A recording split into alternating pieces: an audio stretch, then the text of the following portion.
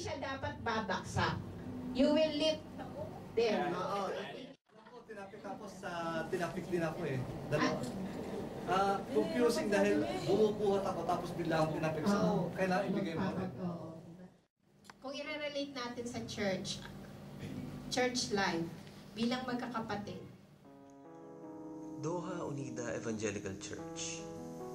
Isang masaya at masiglang iglesia. Ngunit, saan nga ba nagmula ang iglesia ito?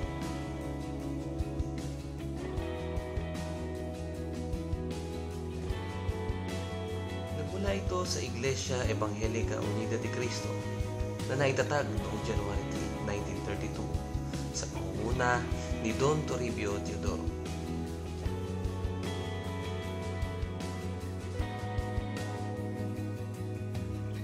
At sa loob ng 80 taon, ang Iglesia Evangelica Unida de Cristo ay namunga ng maraming iba't ibang local churches sa iba't ibang panig ng Pilipinas.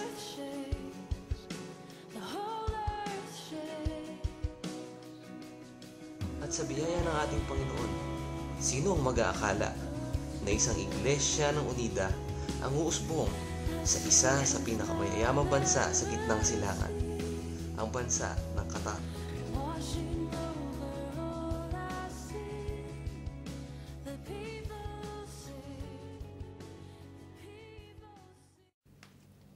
February 2010, sa biyaya at kalooban ng ating Panginoon ay napagkalooban tayo ng pagkakataon na makapaghanap buhay sa ibahing dagat, particularly nga dito sa Doha, Qatar.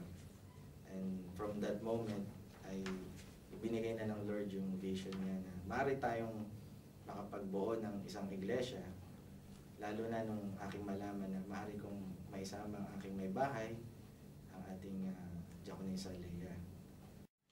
Nung dumating ako dito sa Qatar ay natuwa ako kasi napag-alaman ko na ang aking palang asawa ay nakatira sa Day by Day at ito pala ay isang church at dito ay ginamit kami pareho ng Panginoon, kami ay nakapaglingkod sa Kanya at nagpapasalamat ako sa Panginoon kasi dinala niya kami sa Day by Day Church dahil dito ay nakita namin yung mga mahalagang bagay na naranasan namin kung paano magsisimula ng isang church. Then, nung kami nakadalo nung ICAC Family Day nung October 2010, nakita ko doon na napakaraming churches pala dito sa Qatar. At doon lalong nabuhay yung hangarin natin na makapagsimula ng gawain. Makapagtayo ng Iglesia Unida. Kasi sa pagdalo natin doon, nakita natin na napakarami palang churches, evangelical churches dito sa Qatar at wala doon yung Unida. Kaya yun yung nagbigay sa amin din ng malaking desire na maaaring ang Unida ay magkaroon ng bahagi sa paghahatid ng pagbibuild ng kaharian ng Diyos dito sa Qatar. At nung December 2010, marami tayong nakausap ng mga co-workers sa Pilipinas na nagsasabi, bakit di kayo magsimula ng isang gawain? Subukan na makapag-simula ng gawain sa Doha. Nagsimula sa isang simpleng hangarin na magkaroon ng Unida Church dito sa Qatar. At ang pagnanais na ito ay patuloy na pinalalim ng ating Panginoon. Habang nagkakaroon kami ng prayer covenant mag-asawa, ay nag-decide na rin kami na hanapin na namin yung mga Unida members na nandito sa Qatar. At sa aming ang paghahanap ay una naming na-meet yung ating mga kapatiran from Sipat Unida Church from Plaridel. Sila po si Ronald, si Edley at saka si Joel.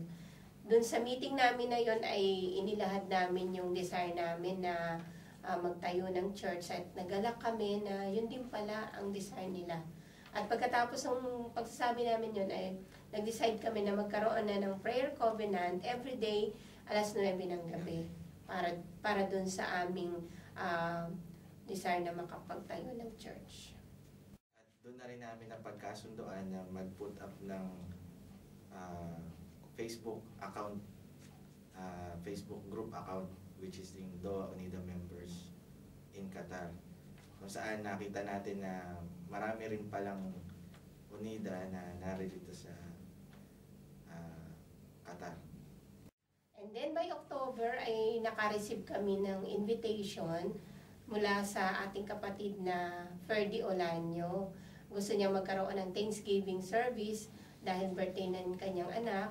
At doon sa kanilang tahanan ay doon namin sila nakilala at nakilala rin namin ang family ni Kuya Mel Serrano, gayon din ang family ni Kuya Joshua Asildo mula sa Baclaran UNIDA Church. Pagkatapos po ng gawain na yon ay nag-decide kami na kami ay magkaroon ng first UNIDA Members in Qatar Gathering. At ito po ay in-schedule namin ng November 10 at ang venue po ay gagawin sa Filipino Cultural Center. At bago ito maganap ay nakipag-meet din kami sa isa pang family, sa family po ni Kuya Wally Ignacio. At pagkatapos po ay nung dumating ang November 10 ay nakita-kita kami lahat, masasaya kami, nasabi kami sa isa't isa at naging matagumpay po ang unang gawain ito. Naisagawa ang unang pagtitipon ng UNIDA Nobyembre noong nakaraang taon. Subalit hindi naging madali ang kanilang pagsisimula. Unang-unang hamon na struggles ay yung pag-iisip namin kung saang lugar kami magkagather, kung saan lugar kami mag-meet. Ang pangalawang naging problema o hamon na din ay yung availability ng mga miyembro. Kasi iba-iba ang schedules. Minsan kapag nagawa ka ng activity, may mga conflict of schedule. Nga po, isa sa naging struggle yung availability at schedule ng bawat isa. Ako po, personally, ang work ko po ay shifting. Every 2 days nagpapalit yung schedule. So, talagang hindi ako makafocus din sa mga gawain. Dahil dito, napagdesisyon na namin na humingi ng tulong sa direktoryo ng Iglesia Evangelika Unida de Cristo na makahingi ng isang manggagawa na makakatuwang namin sa ministeryo ng Panginoon. Magiging full-time pastor. At purihin ng Panginoon sapagkat habang nasa bakasyon kami sa Pilipinas ay nagpapatuloy ang gawain dito sa DOA Qatar sa pamamagitan ng ating mga kapatid. At isang magandang balita rin ang aming natanggap ng ating kapatid na Wally ay in-inform kami na meron na silang nakitang isang flat na aming matitirahan at gayon din pwedeng gawing bahay-sambahan. Kami po ay tumira dito ng February 15, 2012 at kasama po ang mga kapatiran ay isinaayos na po namin ang lahat ng gagawin para ito'y maging bahay-sambahan. At March 2 ay nagsimula na po ang unang worship service sa ilalim ng programang UNIDA. At patuloy pong kaming nagalak dahil after a month ng aming paggawain dito ay tinugunan ng Panginoon ang aming dalangin na dumating ang Pastor Joel na siyang magiging full-time pastor dito. It was an answered prayer. Matagal ko nang ninanais na magamit ng Panginoon bilang isang manggagawa sa ibayong dagat. So, sa akin ito ay isang katugunan sa panalangin, matagal ng katugunan sa panalangin. Kung meron man ako natatandaan na isang bagay na kinatatakutan ng mga pastor sa Pilipinas ay yung ma-assign, yung tinatawag nating destino kapag panahon ng Mayo, ang mga pastor ay malilipat. Well, yun, alam mo na kagad kung saan ka mapupunta. Pwedeng sa Luzon, sa Visayas at sa Mindanao. Ang kaibahan ngayon sa akin, yung distance, kasi ako ay nadistino sa Middle East, sa Qatar, dito sa Doha. So isang isang malaking kaibahan, no? Kumbaga ay bagamat alam ko na dito ako mapupunta, pero napakalaking kaibahan. Siguro kung meron bang mga pagbabago o kaibahan ay yung sa personal. Kasi sa Pilipinas, mapapansin natin, kung gusto mo umuwi sa pamilya mo, doon ka na kaagad. Pero dito, alam ko na hindi ganun kadali.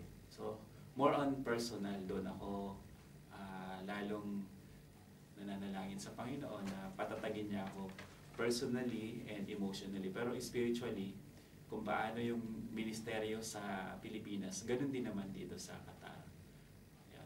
Kaibahan lang siguro ay yung mas nakita ko dito yung unity at yung pagiging pamilya ng bawat kaanib o mga kapatiran sa iglesia.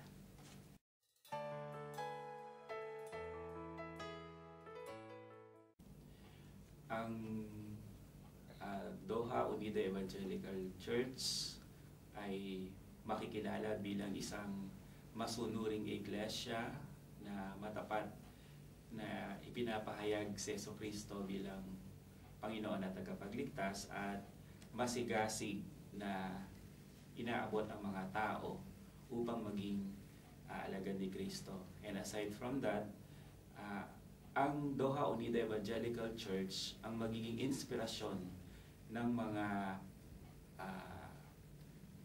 kapatiran natin na nasa Middle East din, na sila rin ay magpapasimula ng gawain sa Middle East dahil naging inspirasyon ang Doha Unida Evangelical Church.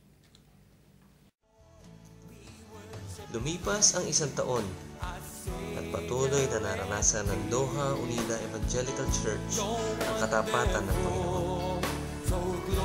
Kaya sa kabila ng mga hamon ng bagong panahon, ang iglesyang ito ay magpapatuloy sa paghayo, sa pagsunod at pagganap sa tungkulin na binigay ng Panginoon, ang magbahagi ng kanyang salita ng balita ng kaligtasan.